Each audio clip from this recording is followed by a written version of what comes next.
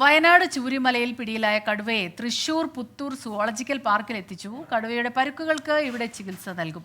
Wayanad സൗത്തിലെ 9-ാം number കടുവ കഴിഞ്ഞ ശനിയാഴ്ചയാണ് കൂട്ടിലായത്. സുർജിത്ത് അയ്യപ്പത്ത് ചേരുന്നുണ്ട് വയനാട്ടിൽ നിന്ന്. സുർജിത്ത്, ഈ കടുവയുടെ പരുക്കുകൾ എത്രത്തോളം ആഴമുള്ളതാണ്? മറ്റു വിവരങ്ങൾ എന്തൊക്കെയാണ്? പ്രവിതാസ്മിത, ഇന്നലെ രാത്രിയാണ് ഇതുമായി ബന്ധപ്പെട്ട ഈ കടുവയെ തൃശൂർ മൃഗശാലയിലേക്ക് മാറ്റാനുള്ള ഉത്തരവ് ഇറങ്ങിയത്. ഇതിന്റെ ഭാഗമായാണ് ഇന്നലെ രാത്രി തന്നെ പുത്തൂരിലേക്ക് ഇവിടെ നിന്നും വാഹന വ്യൂഹം വയനാട്ടിൽ നിന്നും പോയത്. ഈ കടുവയ്ക്ക് പരിക്കുണ്ട്. പരിക്ക് മുൻകാലിന്റെ നഖത്തിനും ഒപ്പം തന്നെ പല്ലിനുമാണ് പരിക്ക്. അതായത് ഇത് ഈ ടെറിട്ടറി ഇൻഫൈറ്റിന്റെ ഭാഗമായി പൊരുതി തോറ്റ കടുവയാണ് എന്നുള്ള തരത്തിലുള്ള വിവരം തന്നെയാണ്. കോൺഫ്ലിക്റ്റ് ആനിമൽ പട്ടികയിലുള്ള കടുവയാണ് ഇതെന്ന സ്ഥിരീകരണം വനം വകുപ്പിന്. വയനാട് സൗത്തിന് കീഴിലുള്ള 09 എന്ന് നാമകരണം ചെയ്തിട്ടുള്ള ആ കടുവയാണ് ഇത്. ഇത് തന്നെയാണ് ഈ വാഗേരി CC എന്ന് പറയുന്ന പ്രദേശത്ത് വളർത്തുമൃഗങ്ങളെ പിടിച്ചിരുന്നത്.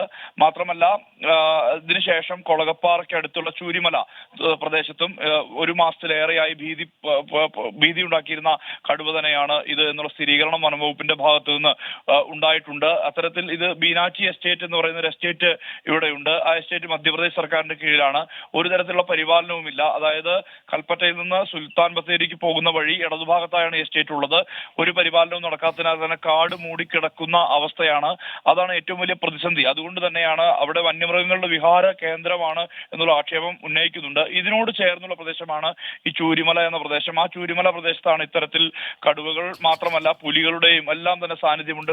കാട്ടുപന്നികളുണ്ട്, ആനയൊഴികെ എല്ലാം ഉണ്ട്. അത്തരത്തിലുള്ള ഒരു അപകടകരമായ സ്ഥിതി ആ മേഖലയിലുണ്ട്. അതുകൊണ്ട് തന്നെ ഈ എസ്റ്റേറ്റ് ഏറ്റെടുക്കണമെന്ന ആവശ്യമാണ് ജനങ്ങൾ ഉന്നയിക്കുന്നത്.